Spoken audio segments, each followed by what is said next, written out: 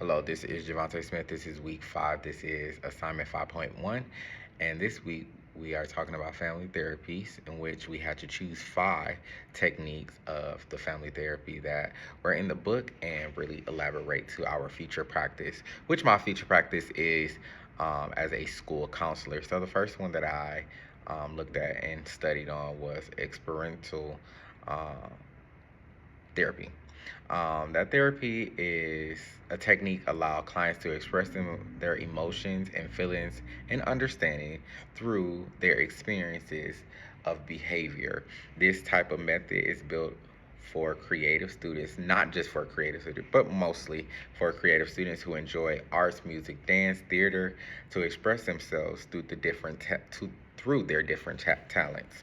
The biggest one is role playing. Help the client discover different type of perspectives. A lot of times when students are dealing with emotions, it's important that they tap into their creative side to express themselves.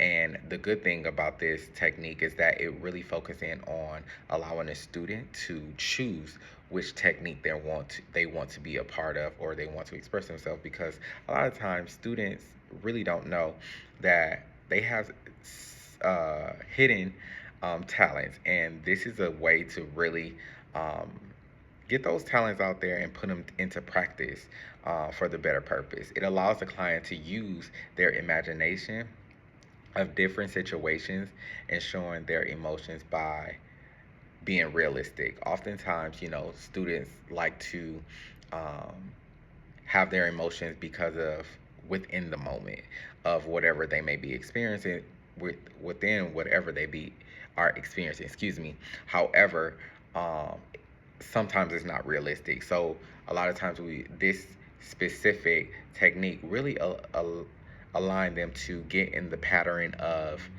being realistic with their emotions and understanding that you are going to go through things in life. However, how bad is it? What type of emotion can you dictate towards this? And what type of emotion can you grab towards this? Tapping into your creative side.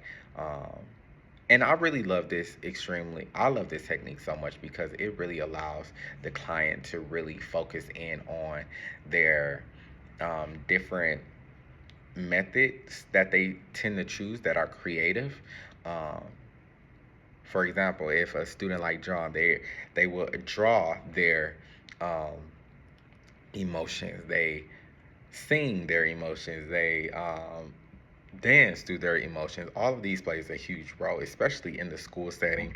Um, as I begin to think about the future of me being a school counselor, I want to make sure that you have that um, therapeutic relationship with the client to know what are their go-to, so that they can if they ever have emotions, ill emotions that they don't know how to handle, what tools can they use, where can they go to get these tools, how can they you know navigate through those specific tools with the techniques of um, drawing, uh, poems, music, art, uh, theater. All of these plays a huge role into the foundation of different perspectives and looking at their emotions and realizing, is it realistic or not. Um, and I know in the book it talks about, as a counselor, the therapist enters into the relationship with each of the family members that uses his or her feelings as a guide towards the intervention, and being creative, using prompts, objects to represent or illustrate between people and their families. I am so creative especially when it comes to children, that I like to indicate different props, excuse me, to help illustrate and help make clear and make the the student or the client understand where I'm trying to go as far as with their emotions.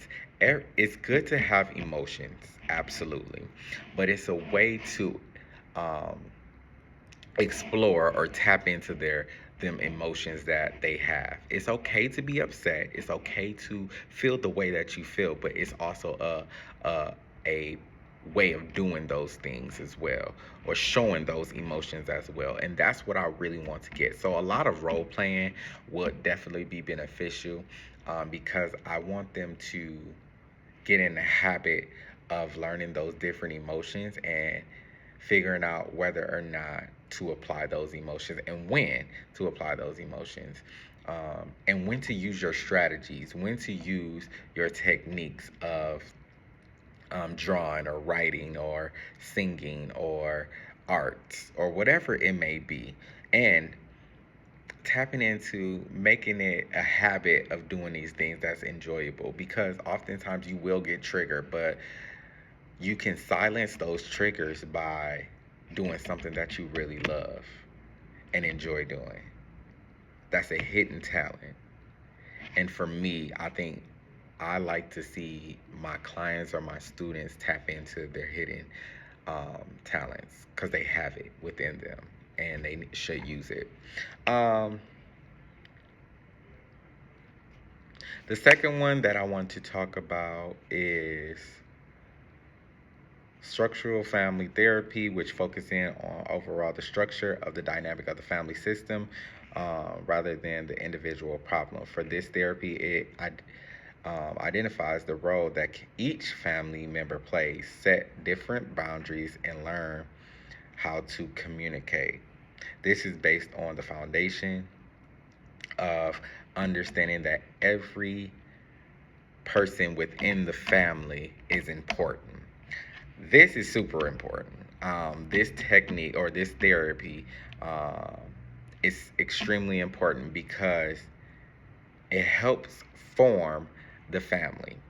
It helps structure the dynamic of the family and where the family comes from. I am so glad, and I was going to use this for my future practices, the genogram. I think that that was so effective that I want to literally do it with every single client that I have, because it literally shows a pattern of your family dynamic from the history of why certain things are a certain way, or why people tend to act this way to this way, and it compares and it contrasts a lot of things. And I really want to implement that, because I think that it is so powerful to just look at your family and look at why some of the different traits are there, and how are you going to break those specific traits. And I think that this is a good start. Now, when it comes to, as I was doing some reading, talked about the different family mapping, boundaries making, reframing different things, active different specific interactions to understand different patterns of emotions and form communication behaviors. This one is extremely, because a lot of things happen because of the dynamic of the family. Now, it is extremely important that you understand your family history. A lot of things trickle down to the past, right? And this specific therapy is really breaking down where are the gaps at, where and it helps the therapist understand the client a little bit more as well, by knowing the background knowledge of your family dynamic and your family history. Learning how to talk to family members, because everyone is different. Understanding that, communication is key for families. So understanding that you have to learn how to communicate. I can't talk to um, one of my siblings the way that I talk to my other sibling. And that's what we have to um, get everyone to understand, because everyone is different. And how will I apply this to me within the future? Well, I first, get a foundation of my actual client. After I get a foundation, understanding the background knowledge of their family, I would love to do the mapping thing, but also challenging them to take the initiative to learn different perspectives within every single person within a family, instead of just looking at the bigger picture of a family. Identify different roles within the family and what part everyone plays, because a lot of times people like to cross over paths of their family members, and that's where the conflict comes in. But understanding that everyone has a solid role within the family, and everyone has to set those boundaries to say, hey, X, Y, and Z, I'm going to do this and I'm standing on that. This is my expectation, um, for myself and for the people within my family. And I think for when it comes down to a school counselor, it's super important that you make sure that we understand the dynamic of a family, so that we can um, catch those different patterns and catch those different traits when we see them within the classroom setting or within the school setting in general. How can we fix these type of things by addressing these different perspectives? Because who's going to do it if we don't, right? So my focus would be to identify where some of the patterns are and break those barriers or those cycles that we can't continue to do, and with coming up with different strategies. So I think that this one is one of the best. Now, when it comes to me as a counselor, counselors change throughout the counselor perspective. Role changes throughout the therapy session. We take the leadership role by mapping the family structure, then transforming the family structure with open communication, um, setting boundaries with the people within the family should be setting boundaries within each other. The result of this is to create a whole new mindset for the family when it comes to interaction between them. Getting the client to see the bigger picture of the family and of each person role is really what we're seeking. So, again, if I have a client in my office and he's telling me about, things that happen at home, and it's my responsibility to make sure that we create this pattern and acknowledge the pattern that we see within their family dynamic, and we control it right away, with different techniques, role playing, of course. Um,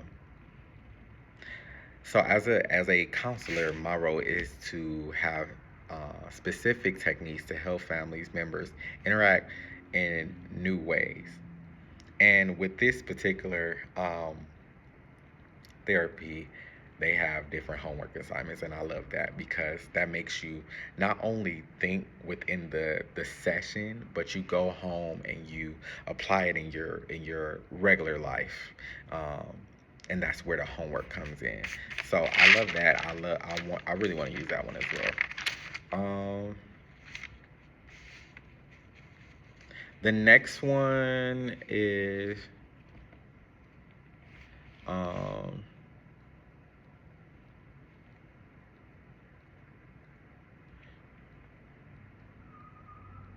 strategic family therapies.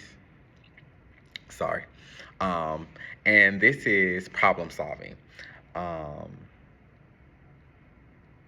Now, oftentimes the family have dysfunctional patterns of things like interaction within themselves, within communication to resolve different problems. Um, Now, this one is extremely important. I think that is beneficial for everyone. Quick solutions. We oftentimes, some of the problems um,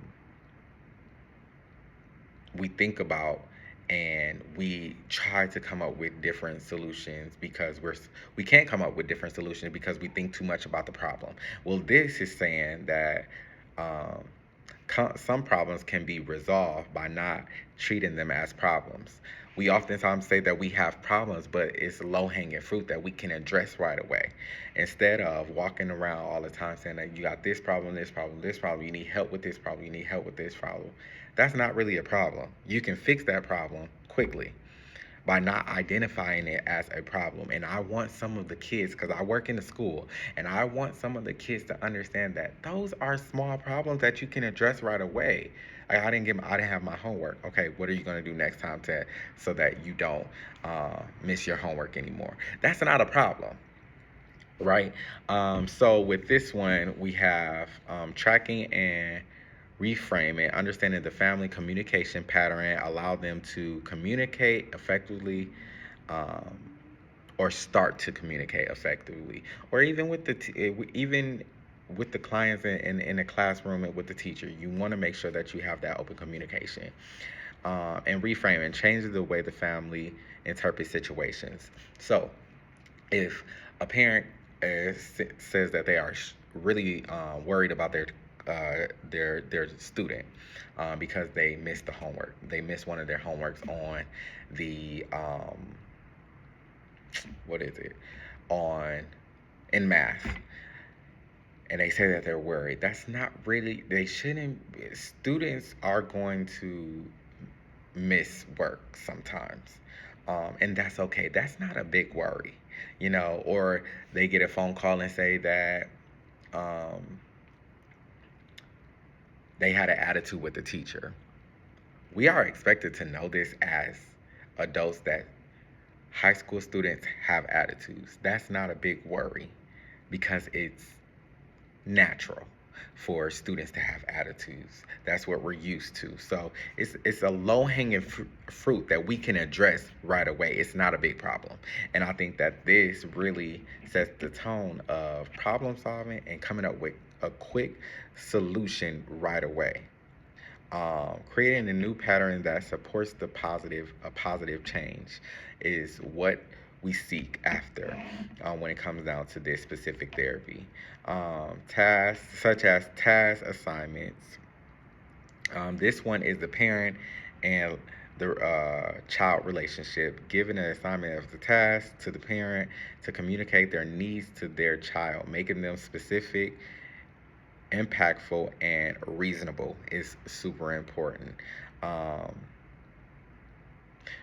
Realigning boundaries for good autonomy, um, clear boundaries, that you really are seeking after when it comes down to family members, when it comes down to a child and a parent child. So it's important that to make sure you say those boundaries, say those needs, and really um, stick to those. As a therapist role, it is important that we represent the problem as a way to bring change in the family by giving them tasks that are long enough um, to hit the specific challenge, but not necessarily last a long time. Because again, this particular theory is really geared towards problem solving right away, not sticking around the problem and dwelling on the problem, that you forget that you're supposed to problem solve and come up with a solution. Because we too focus on the actual problem, we can't come up with a resolution. And this is basically saying the opposite, that we need to address the problem right away and fix it, because there are low ending fruit that and I keep on saying that because my grandpa used that all the time, that that's just low hanging fruit, and that simply means that that's something that you can fix, like you can take care of right away and never revisit again. um, but it boils down to communicating effectively, um, with your needs. And how I will apply this in my future practice is making sure that, um, you know, being realistic with them. And I'm going to keep on going back to the different scenarios and making them aware that sometimes you can correct the problem right away. You don't need to always address it. Um, you don't need to always address it in a negative light because it's a problem. Because when we talk about problems, we think about it being in a negative light. However, you don't always have to address it. You can just snap out of it really quickly, or take care of it right away.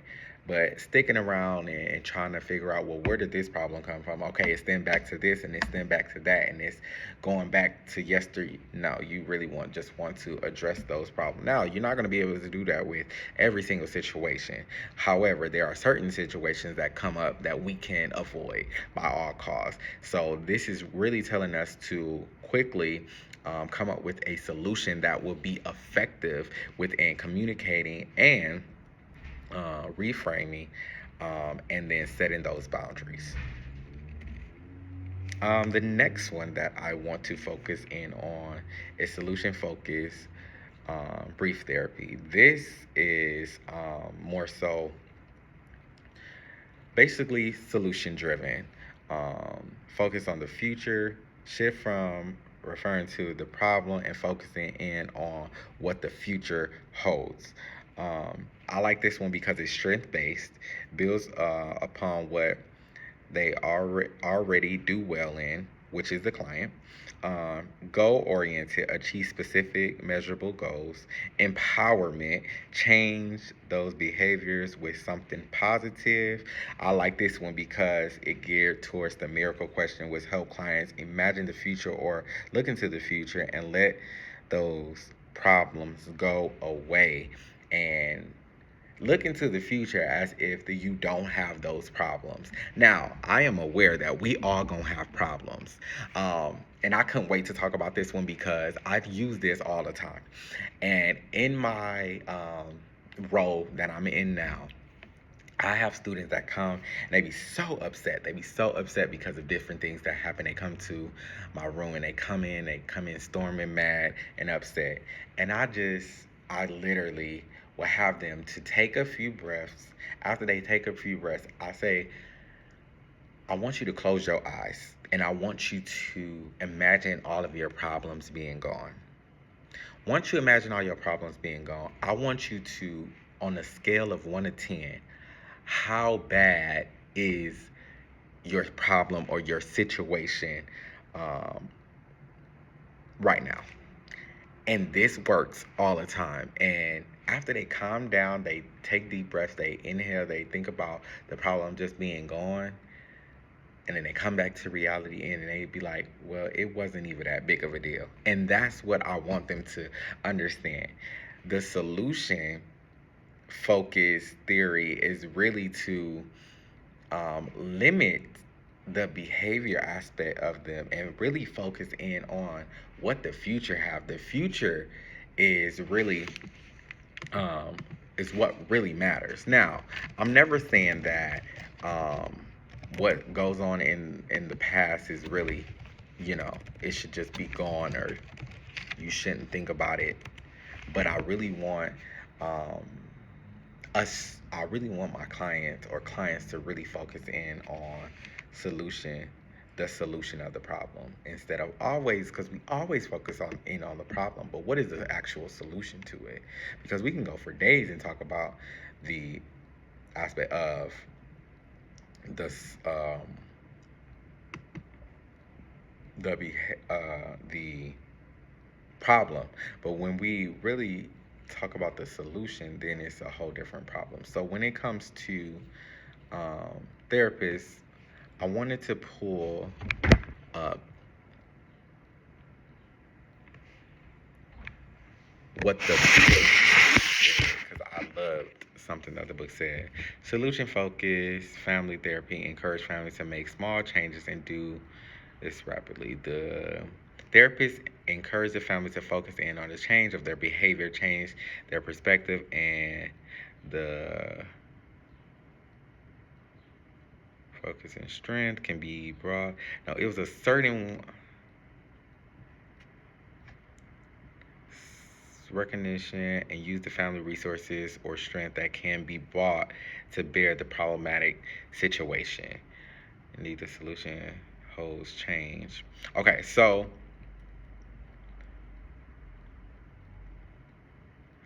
The therapist encouraged the family to focus on changing in their behavior, changing in their perceptions, and recognitions. This is super important because a lot of times we only think about um, uh, we only think about changing when we're in a family. We always think, oh, they should change their perspective and learn about mine, or something like that, or vice versa. But it's really taking the initiative for everyone to simply change it and really focus in on what does the future have for us. Where are we trying to go as far as the family? What are we trying to do? What roles are we trying to get across, and within the future that's going to be beneficial for all of us, instead of just focusing in on that. But it was a specific one that I wanted to bring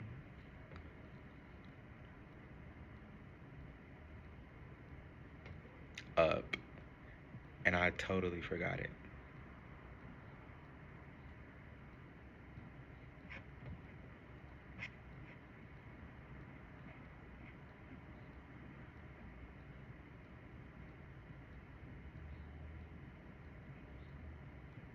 Okay, but I can't find it. But um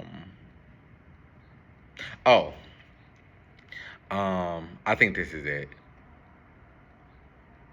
To obtain a proper solution to fix fit for the family, use the team begin mapping or sketching out the course of success intervention. From the mapping experience, multiply perspectives about family problems are given. It is up to the family to describe what they wish to achieve. Here we go. It is up to the family to describe what they wish to achieve. The therapist can help them define clear, specific goals that can be capitalized.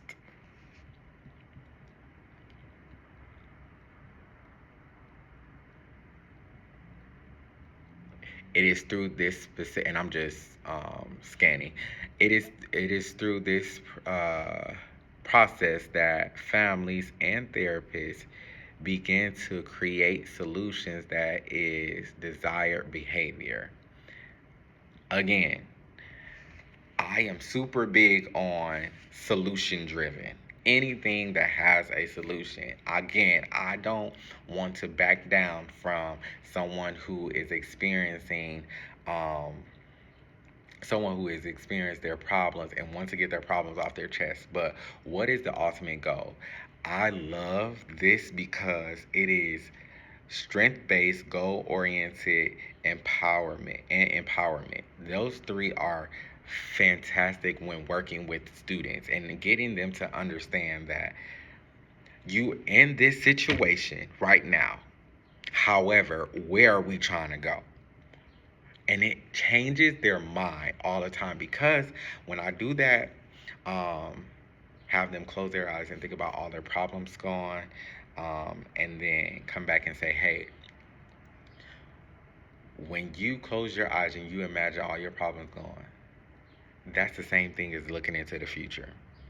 We don't necessarily say in the future that we're going to struggle with this, we're going to struggle with that, we're going to struggle with that. We see the future as being great. Now, there's going to be obstacles that come in within our future. However, we'll address those when they get there. But right now, we're looking into the future and we're trying to dictate all these positive things, all these empowerment um, items that we want to have in our brains to make us be successful. And that comes with having a great future, having or thinking about having a great future, and really focusing in on that um, solution. What is the solution to everything? Because when those challenges come within our future, we know how to address it right away, because we'd be like, okay, what's the solution? Okay, here's the problem. What is the solution? And it's quick. And it's quick. So I really love that. And this one, limited numbers of sessions. I love that this one is also limited numbers of sessions, because it really focuses in on, um, you know, quickly. Now, the last one, narrative family therapy, which is the individual person plus family experience and relationship stories they create and the narrative they live by. This comes with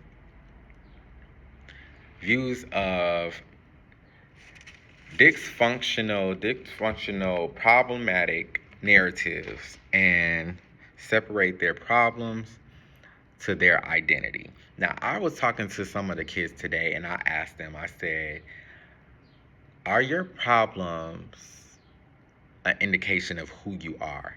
And a lot of kids were like, um, somewhat.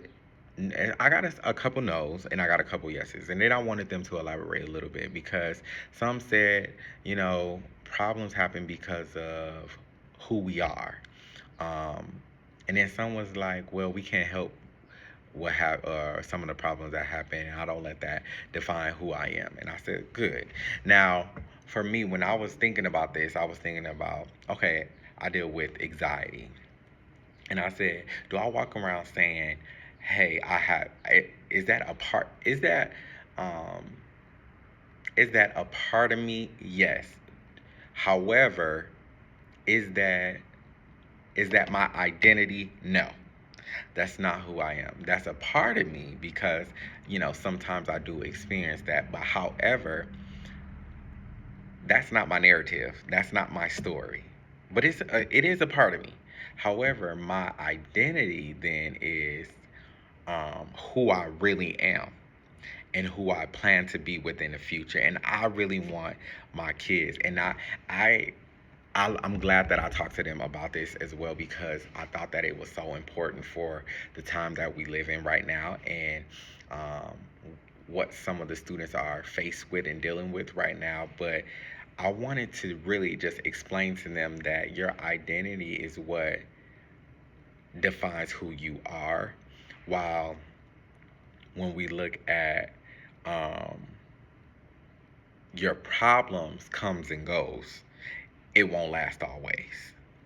And this really, I love this one too because it separates themselves from the old problems and stories and create new ones instead of letting the old thoughts about the stories control them.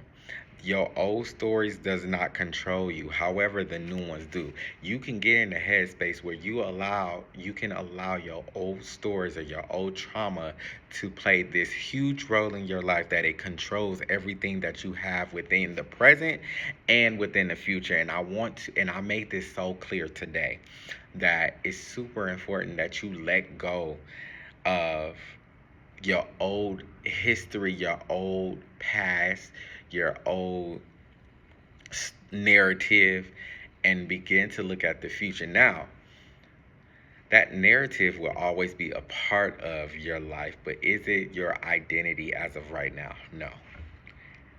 No, it is not. Um, and I love this one because it really celebrates the success of the family, of the individual, because you're letting go of the past. You're letting go of what may hinder you from reaching your success. Um, and so, yes, I have my notes, but those were the therapy techniques that I, um,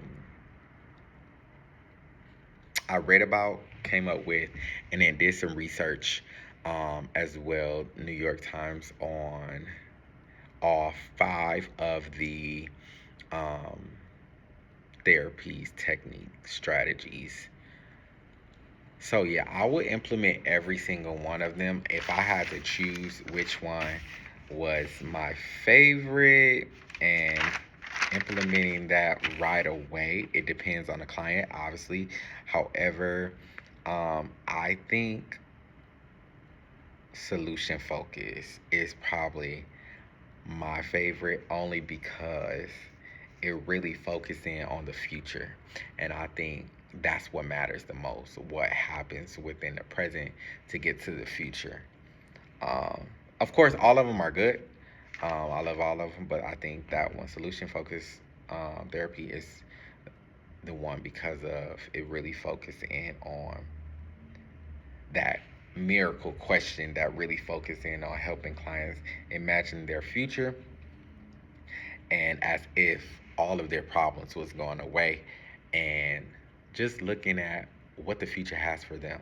And that's what our focus is as counselors, is to make sure that we can help our students or clients get to that successful future, have a successful future. So thank you.